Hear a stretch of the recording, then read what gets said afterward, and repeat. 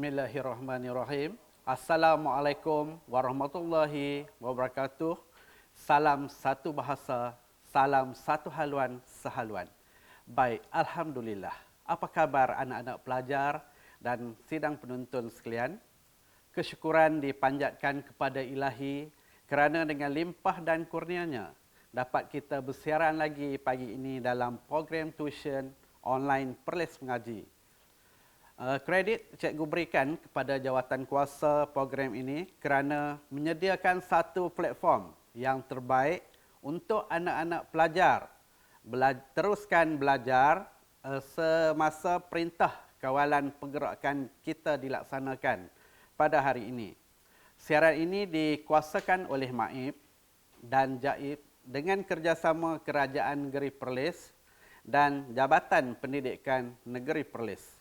Baik, pada hari ini kita teruskan lagi bersiaran bersama saya, Cikgu Mat Nizam bin Haji Pin, Guru Bahasa Melayu dari Sekolah Menengah Kebangsaan Syed Ahmad untuk slot Bahasa Melayu SPM. Baik, anak-anak pelajar yang cikgu kasihi dan hormati sekalian, slot Santai Minda yang cikgu namakan ini akan membincangkan dan memfokuskan kaedah pengolahan idea karangan menggunakan aplikasi teknik Tok Husin. Baik, duduk diam-diam di rumah dan teruskan belajar bersama cikgu untuk mengetahui lebih lanjut apakah teknik Tok Husin yang akan kita belajar bersama-sama pada hari ini.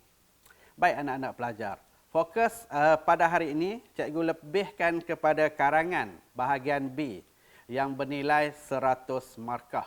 Baik anak-anak, kaedah ini merupakan satu inovasi yang telah cikgu hasilkan dalam PDPC bagi membantu anak-anak didik cikgu dalam usaha menghasilkan, menjana serta membuat pengolahan karangan yang baik, bermutu serta cemerlang. Baik ya, untuk hari ini cikgu lebih menekankan aspek kemahiran menulis. Semoga di akhir pelajaran nanti anak-anak pelajar bolehlah menghasilkan pengolahan idea karangan menggunakan aplikasi teknik Tok Husin ini. Baik ya, sebelum cikgu teruskan pelajaran kita seterusnya, mari sama-sama kita lihat terlebih dahulu standard kandungan, standard pembelajaran dan objektif pembelajaran kita pada hari ini. Baik ya, standard kandungan pembelajaran kita hari ini 3.4 iaitu menulis untuk menghasilkan sesuatu penulisan secara terancang. Baik, standard pembelajaran kita 3.4.1 menulis perenggan isi dengan huraian yang jelas dan kritis menggunakan bahasa yang gramatis. Baik, seterusnya kita lihat apakah objektif perkongsian ilmu kita pada hari ini. Okey, yang pertama, diharapkan murid dapat yang pertama menganalisis soalan atau tajuk karangan dengan lebih tepat. Yang kedua, diharapkan pelajar dapat menjana sekurang-kurangnya 3 idea dengan ayat yang lengkap dan gramatis berdasarkan soalan. Dan yang ketiga, diharapkan anak-anak pelajar dapat mengaplikasikan teknik pengolahan Tok Husin dalam pengolahan idea karangan.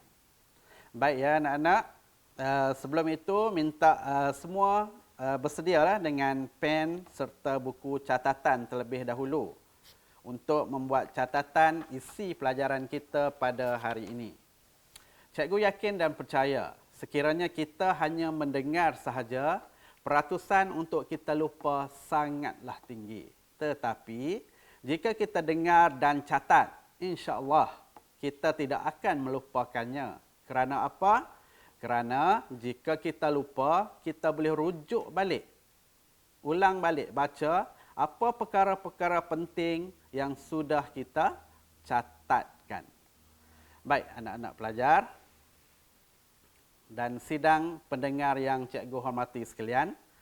Okey, menulis karangan ni, cikgu analogikan dia, cikgu ibaratkan dia, cikgu samakan dia seperti perancangan kita untuk pergi bercuti atau pergi melancong. Ingat, menulis karangan ni sama dengan aktiviti kita hendak pergi melancong. Baik, persiapan sebelum kita pergi melancong. Kita kena tahu destinasi kat mana kita nak pergi bercuti. Nak ikut jalan mana? Nak pergi ke sana, nak naiki apa? Berapa hari kita nak berada di sana? Apa barang-barang kelengkapan yang perlu kita bawa? Yang tu samalah dengan bahagian karangan pemilihan tajuk. Anak-anak analisis soalan. Cari idea-idea, isi-isi penting berkaitan dengan tajuk yang kita pilih. Baik, seterusnya. Semasa aktiviti kita melancong, dah kita sampai di destinasi tersebut. Apa aktiviti yang kita nak buat di sana? Nak mandi, kalau di tepi pantai kan? Nak berenang ke, kalau ada kolam renang. Okay, malam kita nak buat BBQ. Okay, sama analoginya macam kita nak menghuraikan isi karangan kita. Olahan idea kita supaya ayat demi ayat yang kita susun tu mencapai hasrat yang kita inginkan. Baik, yang terakhir ialah bahagian penutup karangan kita. Okey, cikgu analogikan dia sebagai persiapan kita nak pulang. Setelah kita pergi bercuti, kita nak tinggal homestay atau hotel yang kita menginap tersebut. Sebelum balik, kita pastikan kita kemas kini barang-barang yang kita bawa tu, semak barang apa yang kok-kok tertinggal dan kita packing semua sekali lah. Sama analogi dia macam penutup karangan kita. Sebelum dah selesai dah kita tutup buat kesimpulan yang akhir, kita semak balik ejaan dan kesalahan bahasa. Mungkin kita ada lakukan, kita boleh semak balik dan kita betulkan balik. Itu analogi cikgu. Menulis karangan ni sama dengan aktiviti kita nak pergi bercuti atau melancong. Jadi lengkaplah pakej percutian kita. Sama dengan lengkapnya hasil penulisan atau wacana kita. Yang penting di sini pelajar-pelajar, sebelum melakukan sesuatu, kita mesti ada perancangan. Kerana persiapan yang rapi sebelum memulakan sesuatu pasti akan menghasilkan satu impak yang maksimum. Persis aforism klasikal Melayu, sediakan payung sebelum hujan. Baik, sebelum itu mari kita lihat dululah, sebelum kita teruskan kepada aplikasi teknik Tok Husin kita. Okay, mari sama-sama kita lihat apakah masalah-masalah pelajar atau calon-calon SPM dalam bahagian penulisan karangan ni. Okey, baik. Yang pertama ialah kesalahan memilih tajuk. Okey, biasanya pelajar tidak menganalisis sesuatu soalan terlebih dahulu. Okey, sebelum kamu menjawab tu, kamu tak baca soalan 1, 2, 3, 4 dan 5. Kamu tidak menganalisis, tak mengkaji soalan tersebut untuk memahami apakah tema soalan tersebut, apakah tugasan atau kehendak soalan tersebut. Kemudian kamu tak pastikan dalam soalan tersebut sasaran dia. Siapakah orang yang bertanggungjawab? Subjek soalan tersebut kamu tak dapat pastikan. Baik, jika perkara ini diabaikan, menyebabkan wacana yang dihasilkan oleh kamu menyimpang atau tersasar, menyebabkan karangan yang dihasilkan kurang menarik dan bermutu. Okey, baik, masalah yang kedua ialah kekurangan isi atau idea. Okey, ayat idea juga perlu anak-anak hasilkan atau jana dengan gramatis. Mesti lengkap dengan konstituen subjek dan predikatnya. Kalau tidak, ayat idea yang dijana tidak gramatis, tergantung atau tidak lengkap.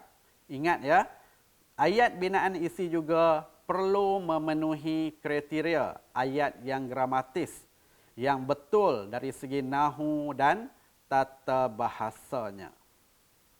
Baik, yang ketiga. Masalah yang ketiga ialah tidak dapat membuat olahan idea dengan baik atau memenuhi kriteria pemarkahan. Biasanya murid membina ayat yang ringkas dan tidak menjawab tugasan.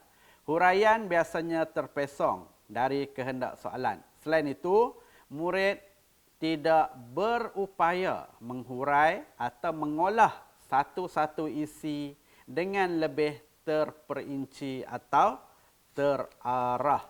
Okey, itu 3 kesalahan besar yang ketara yang cikgu kenal pasti dari anak-anak murid cikgu dah, masalah dalam penulisan karangan. Sebenarnya ada banyak lagi masalah-masalah yang pelajar-pelajar hadapi. Tapi hari ini cikgu kongsikan 3 kesalahan yang maksimum, yang besar, yang biasa dihadapi oleh pelajar-pelajar sebelum memulakan proses penulisan karangan ni. Baik anak-anak pelajar sekalian.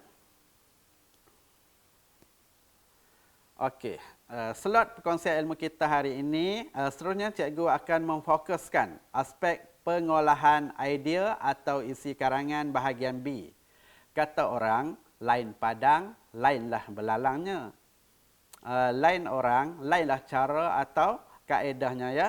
Tapi semua kaedah, semua inovasi yang cikgu-cikgu hasilkan ni bertujuan untuk memudahkan atau untuk memberi panduan kepada anak-anak didik supaya dapat mengolah isi atau karangan yang baik, memenuhi standard atau kriteria penskoran pemarkahan. Baik, anak-anak pelajar sekalian, guru-guru ada kaedah atau teknik yang tersendiri untuk memudahkan dan memberi kefahaman yang total, yang maksimum kepada anak-anak didiknya untuk menghasilkan penulisan yang baik dan mantap serta cemerlang. Jadi, pelbagai kaedah telah digunakan oleh guru-guru ya. Walau apapun kaedah yang digunakan, ingat anak-anak, tujuan atau objektifnya adalah sama sahaja. Okey, cikgu kongsikan di sini. Dasarnya, asasnya dalam pengolahan isi karangan, huraian isi karangan tu wajib ada 4 ayat yang utama. Walau apapun kaedah atau teknik yang digunakan oleh guru-guru anda. Ingatlah, dari kamu sekolah rendah sampailah ke sekolah menengah, cikgu ajar karangan mesti dia sebut 4 ayat ni wajib ada dalam penulisan karangan. Apa dia ayat tersebut? Okey, baik. Ayat tersebut yang pertama ialah ayat topik, iaitu ayat isi, ayat yang kita pernyataan isi karangan kita. Okey, kemudian yang kedua mesti ada ayat huraian. Ayat huraian ialah ayat untuk menjelaskan isi karangan kita. Tu yang keluar macam-macam formula untuk ayat huraian ni. Ada yang guna A, M, B, C, P. Apa, mengapa, bagaimana, contoh, penyimpul, 5W1H dan sebagainya. Okey, baik. Yang ketiga ialah ayat contoh. Ayat untuk merujuk tindakan ayat huraian. Dan yang keempat, ayat yang wajib ada dalam pengolahan idea karangan kita ialah ayat penyimpul ataupun ayat penegas. Ayat konklusi kecil terhadap idea yang dihuraikan. Jadi, ingatlah anak-anak pelajar, 4 ayat ini sahaja yang penting dalam asas binaan huraian atau pengolahan idea karangan kita. Jadi persoalannya di sini, cikgu nak tanya, cukup tak sekadar kita menulis 4 ayat ini sahaja? Cukup tak? Nak dapat 100 markah, 1 isi, kamu hurai 4 ayat sahaja. Jadi, di situlah timbulnya idea-idea kreatif cikgu kamu untuk membantu pelajar dia menulis perenggan isi karangan yang bermutu ni. Cikgu-cikgu akan tambah lagi ayat, aksesori aksesori karangan supaya huraian atau ulahan idea karangan yang kamu hasilkan tu lebih panjang dan lengkap.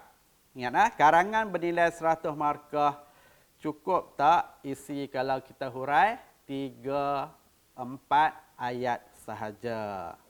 Jadi mestilah disulam dengan ayat-ayat yang lain supaya satu-satu isi yang kita huraikan lebih mantap dan berkualiti. Baik, seterusnya jom kita lihat pula kaedah Tok Husin dalam pengolahan atau huraian idea karangan kita.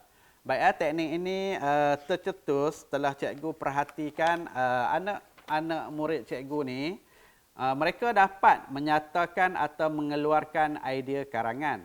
Tetapi masalahnya, dalam huraian isi, mereka tidak dapat nak mengolah dengan baik.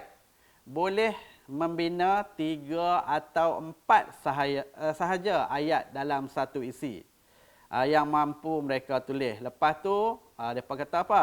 Jam lah cikgu. Cikgu, lepas ni nak tulis ayat apa lagi cikgu? Cikgu, lepas ni nak buah apa lagi cikgu?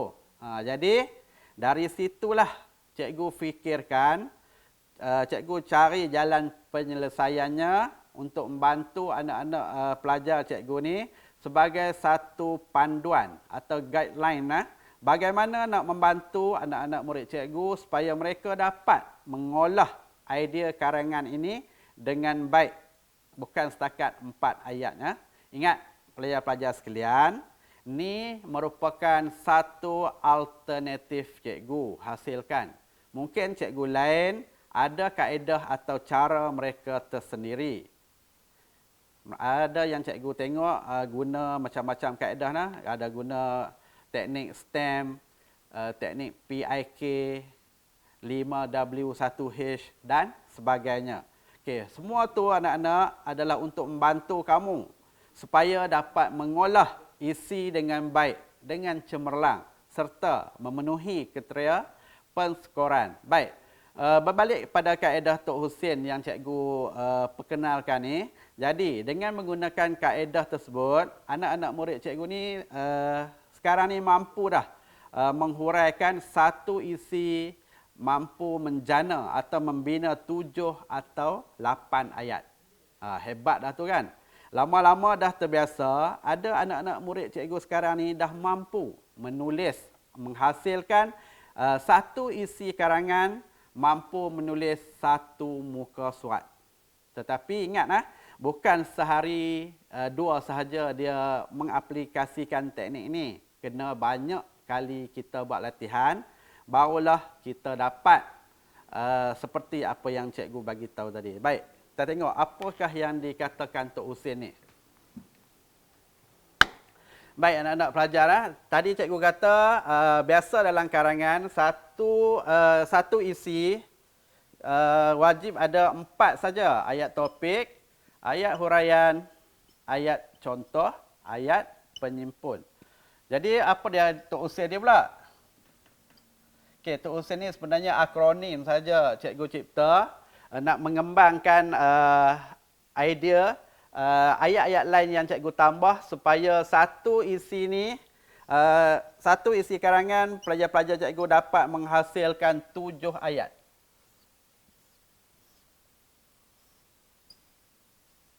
Okey, isi. Okey, kembangkan jadi 7 ayat. 1, 2, 3, 4, 5, 6. Okey, kita tambah satu lagi 7. Okey, jadi tercetuslah Tok Husin ni cara untuk pelajar-pelajar cikgu memahami. Sebenarnya cikgu nak tulis ayat topik, ayat huraian, ayat sokongan, ayat ayat kesan, ayat solusi, ayat contoh, ayat penyimpul. Okey, ingat balik dah ayat topik, ayat huraian, ayat sokongan. Sokongan ni adalah ayat lanjutan daripada ayat sokongan. Ayat lanjutan daripada huraian. Huraian 1, huraian 2 lah. Kemudian ayat kesan, impak dia, implikasi. Ayat solusi, penyelesaian dia. ayat contoh dan ayat penyimpul. Okey, jadi pelajar cikgu susah nak ingat benda-benda ni. Jadi cikgu tukarlah topik huraian, sokongan, kesan, solusi, contoh, penyimpul ni kepada topik ni cikgu namakan dia sebagai tok. Kemudian huraian cikgu namakan dia sebagai Husin. Okey, inilah timbulnya Tok Husin sebab hari itu terkeluar perkataan Husin. Kemudian sokongan ni cikgu bagi nama Tok Husin suka. Okey, ni karipap. Kemudian S sardin. Ini cap. P pelita. Ada tak sardin cap pelita di pasaran? Tak ada kan? Okey, inilah formula yang cikgu perkenalkan kepada pelajar-pelajar cikgu teknik Tok Husin dalam pengolahan atau huraian idea karangan mereka. Ingat ayat topik, huraian, sokongan, kesan, solusi, contoh atau penyimpul dan penyimpul. Okey, cikgu transfer, cikgu tukar bagi mudah anak-anak pelajar cikgu ingat. Topik jadi tok, huraian jadi Husin, sokongan jadi suka, kesan jadi karipap, solusi jadi sardin, contoh jadi cap, penyimpul jadi pelita. Maka terhasillah Tok Husin suka, karipap, sardin, cap, pelita. Jadi pelajar-pelajar cikgu dah ingat dah sekarang ni, nak mengolah, nak menghuraikan isi, mereka akan menggunakan formula ni. Jadi satu isi mereka dapat menghasilkan 7 ayat. Kalau pelajar yang cemerlang, mereka dapat menghasilkan 8 atau 9 ayat. Okey, huraian ni boleh kamu tambah lagi kalau nak tambah. Sokongan ni boleh buat 2 ayat. Kesan kamu boleh buat 2 ayat. Kesan positif tambah dengan kesan negatif. Okey, solusi contoh pun boleh buat 2 ayat, penyimpul. Okey, dah dapat apa? 10 lebih dah ayat. Jadi ni tak tambah lagi nak masukkan ungkapan menarik, peribahasa. Kita boleh tambah lagi pendapat. Jadi tak mustahil. Satu isi pelajar-pelajar boleh jana hasilkan 10 hingga 12 ayat. Okey, baik. Kita teruskan. Okey, baik.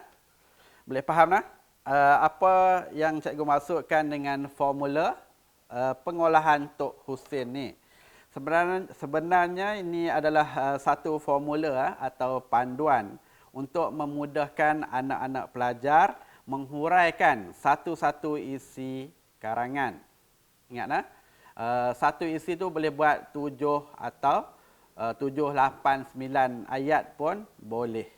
Ingat akronim saja cikgu cipta supaya memudahkan pelajar cikgu ingat. Ingat okey, sebelum kamu nak menulis nak menghuraikan satu-satu isi tu, kamu tulislah siap-siap THSKSCP ni. Kalau tak ingat tulis yang tu. Tok Husin suka karipap sardin, cap, pelita. Topik, huraian, sokongan, kesan, solusi, contoh dan penyimpul. Jadi siapa yang masih tercari-cari lagi kaedah nak menghasilkan, menjana idea karangan kita lebih panjang, okey, boleh guna kaedah yang cikgu perkenalkan ini. Okey, baik. Ingat balik formula perenggan idea huraian. Ni cikgu lebih kepada karangan bahagian B, karangan yang bernilai 100 markah. Okey, ingat balik yang pertama tadi ayat, topik, T itu tok. Kemudian ayat huraian, H, Husin. Ayat sokongan, suka, S. Ayat kesan, kita namakan dia kepada karipap. Kesan ni kamu boleh buat kesan positif, kesan negatif. Kemudian ayat solusi, ayat penyelesaian dia. Dok bergaduh, ada kesan baik, ada kesan buruk. Jadi kita ambil jalan tengah dia, kita buat ayat solusi. Tak apa lepas ni cikgu akan tunjuk bagaimana kita nak menulis ayat yang lengkap menggunakan kaedah ni. Dan last sekali ayat contoh C, dan last sekali ayat penegas. Okey, baik. Jom kita lihat aplikasi teknik pengolahan Tok Husin ni. Baik pelajar-pelajar sekalian dan sidang penonton yang saya muliakan. Satu lagi untuk lebih mengingati formula ni, cikgu minta murid-murid cikgu ni hafal siap-siap penanda wacana untuk memulakan setiap ayat tersebut. Penanda wacana untuk mulakan ayat topik. Apa dia yang mereka perlu hafal sebelum nak memulakan ayat topik tu, apa dia? Penanda wacana sebelum nak memulakan ayat huraian. Dan begitulah seterusnya sampai penanda wacana ayat penyimpul. Dan ingat tiap-tiap satu isi tu mesti menggunakan penanda wacana yang berbeza-beza. Maksudnya pelajar-pelajar ni kena ubah penanda wacana. Tak boleh guna penanda wacana yang sama sahaja untuk isi yang berbeza. Supaya apa? Supaya kerangan yang dihasilkan nampak sikit autentiknya. Nampak keasliannya. Sedap orang membacanya. Kalau duk ulang penanda wacana yang sama saja, isi 1, isi 2, 3, 4, 5, duk selain itu saja, orang baca pun rasa muak. Jadi, kena tukarlah penanda wacana ni supaya karangan yang kita hasilkan nanti lebih berkualiti. Orang suka baca. Barulah Power Ranger sikit kan? Okey, baik. Jom kita lihat formula dan penanda wacana untuk setiap ayat pengolahan isi. Okey, cikgu buat jadual di sini. Okey, isi pertama. Okey, ada 7 ayat di situ ni yang basic lah. Kamu nak tambah lagi pun boleh tambah 2, 3, 4 ayat lagi pun tak ada masalah. Okey, yang pertama ayat topik. Okey, penanda wacana yang mereka nak kena ingat untuk isi pertama pada pendapat saya. Kemudian sambunglah ayat seterusnya kan. Kemudian untuk ayat huraian, guna hal ini dikatakan demikian kerana. Kemudian terus sambung ayat tu. Ayat sokongan di samping itu. Kemudian ayat kesan sebaliknya. Ayat solusi oleh hal yang demikian. Ayat contoh sebagai contoh. Ayat penyimpul berdasarkan hujah yang dinyatakan. Sudah terang lagi bersuluh bahawa. Okey, terus masukkan ayat seterusnya. Ni untuk isi pertama. Kamu tengok ayat yang kedua kita tak menggunakan penanda wacana yang sama ni. Kita ubah. Cuba lihat isi yang kedua. Okey. Tadi ayat topik dia kita guna pada pendapat saya. Okey, sekarang isi yang kedua kita menggunakan penanda wacana lontaran idea seterusnya. Okey, ayat huraian. Yang tadi kita guna untuk isi pertama, hal ini dikatakan demikian kerana. Okey, okey. Okey, kita tengok yang kedua. Okey, hal ini bermaksud. Okey, nampak tak? Kita tukar penanda wacana supaya kita guna penanda wacana yang berbeza untuk setiap isi yang kita hasilkan. Okey, kemudian ayat sokongan. Kita guna yang pertama di samping itu. Kemudian isi yang kedua kita guna lagi pun. Kesan. Okey, untuk isi kedua sebaliknya. Ingat, isi yang pertama tadi kita guna apa? Kita guna sebaliknya. Okey, yang ni kita boleh sebaliknya kita tukar seandainya pula. Okey, ayat solusi ironinya. Yang tadi ayat solusinya ialah oleh hal yang demikian. Begitulah sampai isi yang ketiga. Tengok yang ketiga pun cikgu ubah sesuai penanda wacana dia. Ayat topik beralih pada perspektif lain pula. Okey, ayat huraian dalam konteks ini. Ayat sokongan tambahan pula. Ayat kesan cuba kita bayangkan. Okey, cuba kita bayangkan. Sekiranya usaha tu kita lakukan, apa hasil dia. Ayat solusi dalam konteks ini. Ayat contoh, misalnya. Ayat penyimpul, saya optimis. Optimis mengatakan bahawa, minta maaf salah situ bahawa 2 kali. Dan sebagainya. Ini isi 3. Kalau pelajar-pelajar bina 5 isi. Okey, boleh ubah soal yang penanda wacana yang pertama, kedua dan ketiga tadi. Boleh tukar-tukar kedudukan dia balik. Baik, sekarang kita lihat bagaimana kita nak mengaplikasikan. Kita nak mengaplikasikan teknik Tok Husin ni dalam penulisan idea karangan. Okey, sebelum tu minta maaf cikgu tak termiss tajuk untuk kita bincang pada hari ini. Kalau kamu ada buku catatan, kamu catat tajuk karangan kita hari ini, iaitu Semangat Kejiranan Memupuk Wahana untuk Memupuk Perpaduan. Semangat kejiranan merupakan wahana untuk memupuk perpaduan.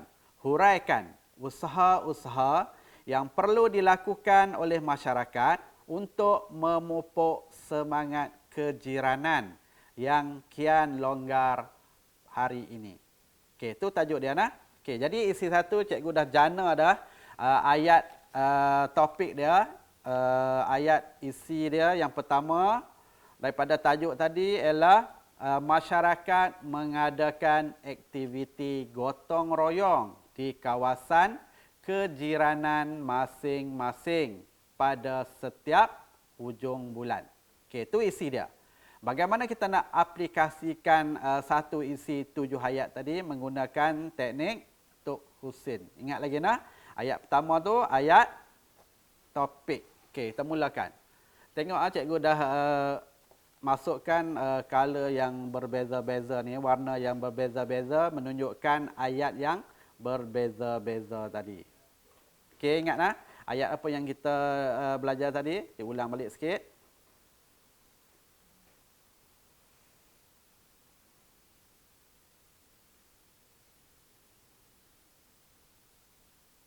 Okey, ingat balik ayat ni. Ayat topik, ayat huraian, ayat sokongan, ayat kesan, ayat solusi, ayat contoh, ayat penegas. Jadi bagaimana ayat-ayat ni kita nak transfer kepada binaan ayat yang lengkap. Okey, baik. Jom kita lihat sama-sama.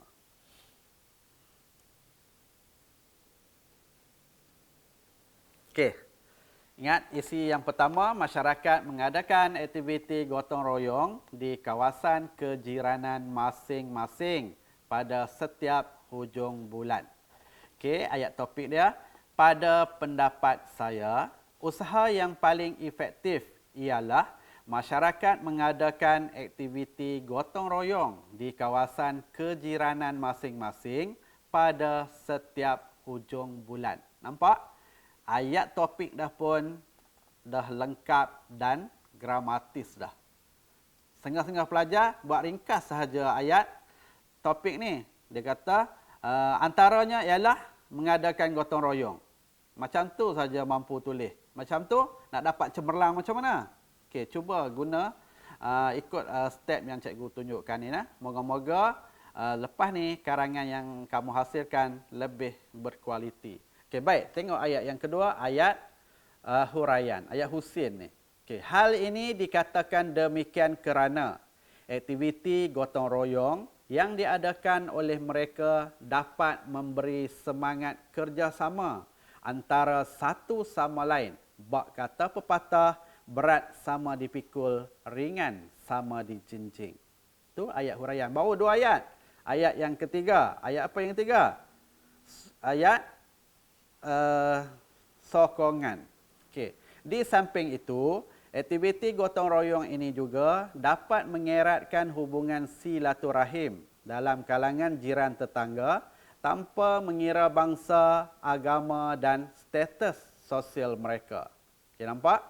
Dia sambungan, lanjutan. Sokongan ni lanjutan daripada ayat yang kedua, ayat huraian. Baik, yang ketiga, ayat kesan.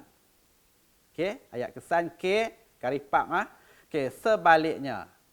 Sebaliknya, Jika aktiviti gotong royong tidak diadakan, masyarakat akan berpecah belah dan saling mementingkan diri sendiri bagai enau dalam belukar melepaskan pucuk masing-masing. Ni kesan negatif ke positif ni? Ni kesan negatif. Sebaliknya, jika aktiviti gotong royong tidak diadakan, itu negatif. Kalau nak tambah satu lagi ayat, kamu boleh tambah sambung di bawah masing-masing ni. Kita guna seandainya setiap masyarakat bersatu hati mengamalkan aktiviti gotong royong, maka semangat kejaranan yang kian longgar pada hari ini dapat dipetautkan kembali, dapat dijalinkan kembali. Nampak? Dua ayat kesan kita boleh masukkan sekaligus. Okey, seterusnya kita guna ayat solusi. Ayat S. Ayat S nah. Oleh hal yang demikian, aktiviti gotong royong mestilah diadakan supaya hasrat kerajaan untuk melahirkan masyarakat yang bersatu padu melalui semangat kejiranan akan menjadi kenyataan. Nampak? Okey, seterusnya ayat contoh dia. C dah, sebagai contoh. Jiran tetangga mestilah bersama-sama menyumbang tenaga dan masa untuk membersihkan kawasan perumahan secara beramai-ramai dalam suasana yang penuh harmoni. Okey, tambah satu lagi ayat contoh sebab tak cukup tu. Mereka juga boleh bergotong royong. Buat apa? Membersihkan kawasan taman permainan kanak-kanak, masjid, kubur dan sebagainya. Ingat, ayat contoh kita kena bagi contoh yang real, yang nyata, yang orang buat. Apa benda yang orang lakukan. Jangan bagi contoh sekadar yang biasa saja, yang orang tak nampak. Itu tak jelas sangat ayat contoh. Last sekali, ayat P. Penyimpul, pelita kita tu, ayat penegasan ya. Tegasnya, aktiviti gotong royong merupakan usaha untuk memupuk semangat kejiranan dalam kalangan masyarakat Malaysia yang paling efektif. Selesai satu isi kita menggunakan aplikasi teknik Tok Husin. Ni baru isi yang pertama. Kalau kamu salin, kamu tulis ni, lebih kurang hampir-hampir satu muka surat dah ni. Okay, ini ciri-ciri karangan yang berkualiti. Okay, seterusnya kita tengok isi yang kedua. Isi yang kedua, tajuk yang sama. Isi dia, masyarakat sewajarnya membudayakan amalan ziarah menziarahi jiran tetangga ketika waktu terluang. Bagaimana cara nak mengaplikasikan? Mari kita sama-sama baca. Kita tengok. Okay, ayat yang pertama. Lontaran idea seterusnya ialah masyarakat sewajarnya membudayakan amalan ziarah menziarahi jiran tetangga ketika waktu terluang. Okey, ayat apa? Ayat topik, ayat tok. Okey, kemudian ayat Husin dia. Ayat huraian. Hal ini bermaksud jiran tetangga yang membudayakan amalan ziarah menziarahi mampu melahirkan perasaan saling menyayangi dan prihatin dengan nasib orang lain. Okey, itu ayat huraian. Baik, kita tengok ayat sokongan dia. Lagipun, amalan ziarah menziarahi ini juga mampu merapatkan hubungan persaudaraan dalam kalangan jiran tetangga bagi mengelakkan sebarang perselisihan faham yang boleh mewujudkan benih perpecahan. Nampak ayat sokongan dia? Kemudian ayat kesan dia.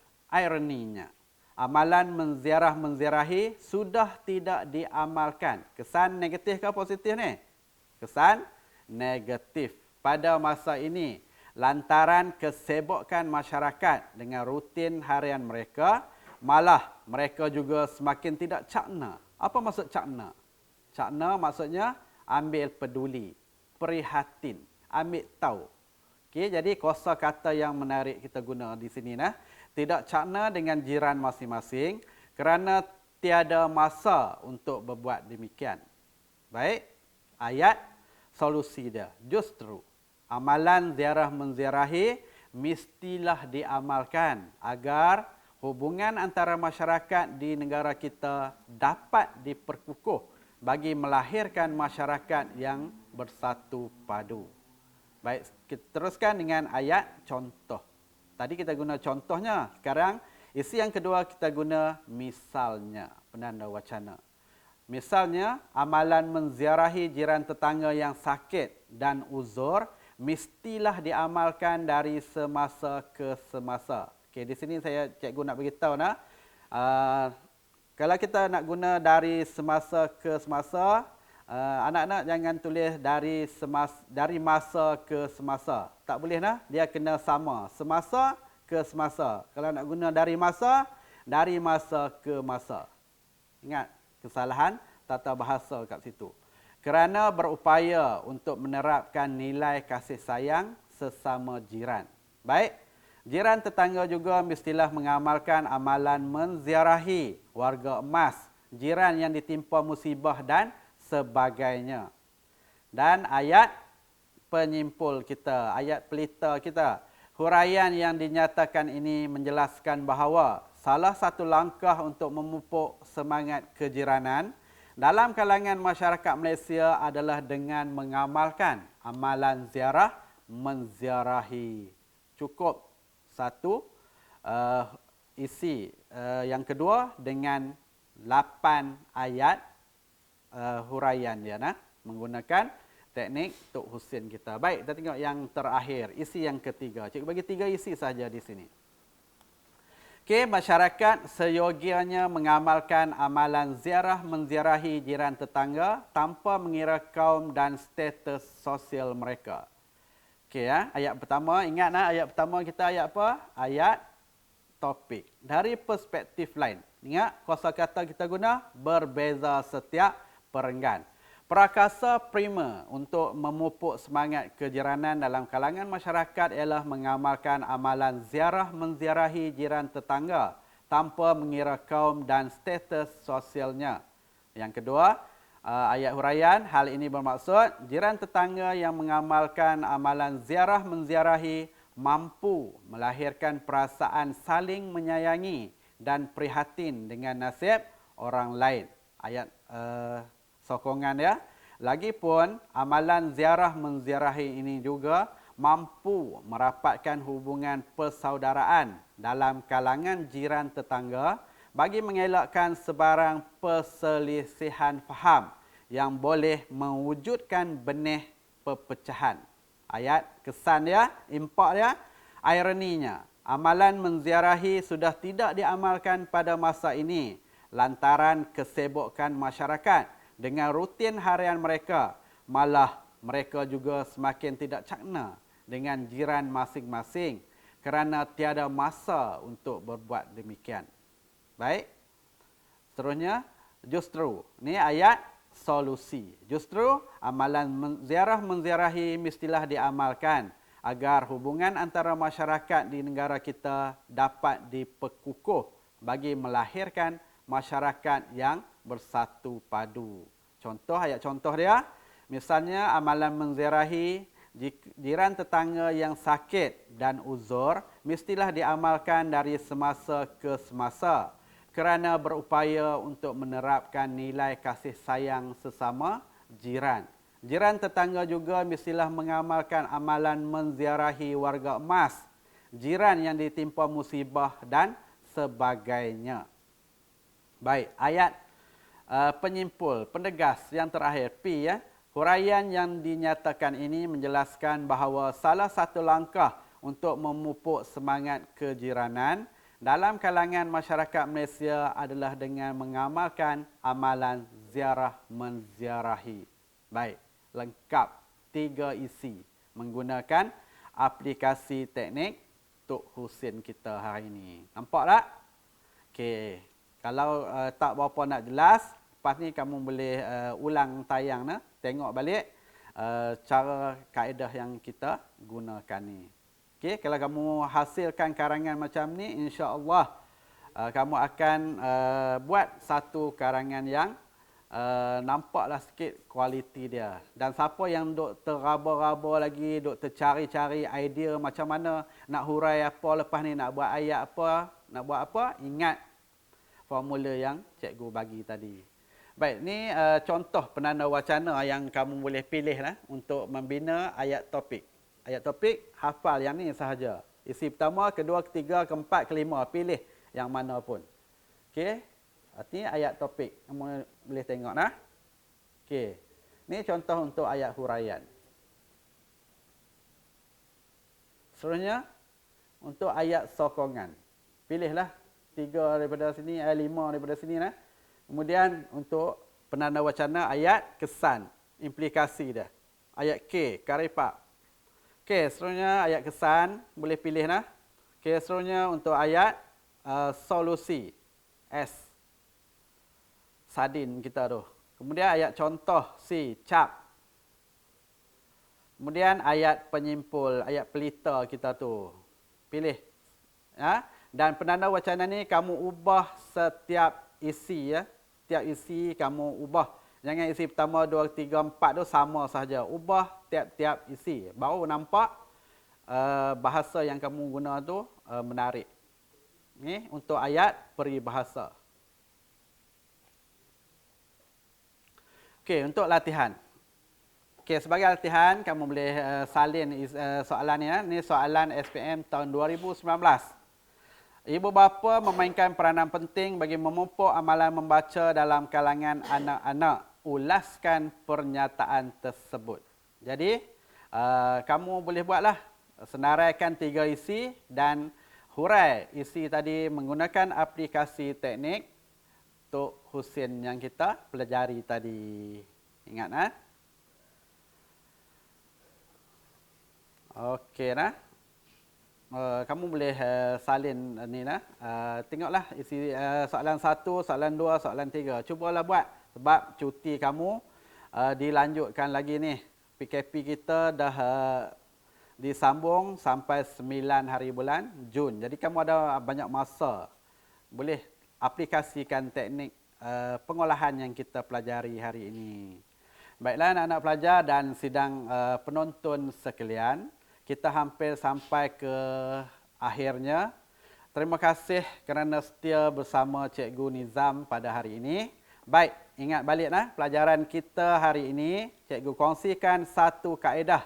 Ingat ya, ini salah satu alternatif, salah satu kaedahnya yang boleh digunakan untuk menjana idea karangan kita.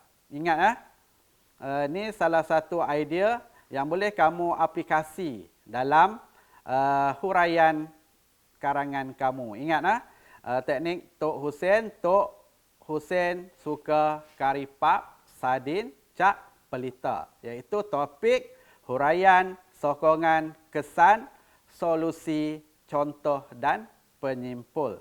Jadi, bagi anak-anak yang buntu atau jam semasa nak mengolah idea dah ada. Cuma nak hurai sahaja tak erti kan?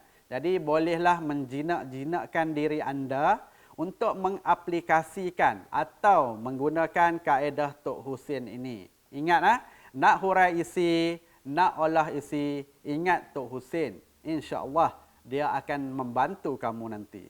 Baik, anak-anak, teruskan duduk diam-diam di rumah bersama kita memutuskan rantaian penularan coronavirus COVID-19 dan selamat teruskan belajar atas talian bersama guru anda. Selamat maju jaya. Maaf andai ada terdapat kelompongan semasa diskusi kita tadi. Baik dah. Terima kasih kepada semua yang menonton. Mohon maaf andai ada terkurang di mana-mana. Sesungguhnya yang baik itu datangnya dari ilahi dan kekilafan itu datangnya dari kesilapan cikgu.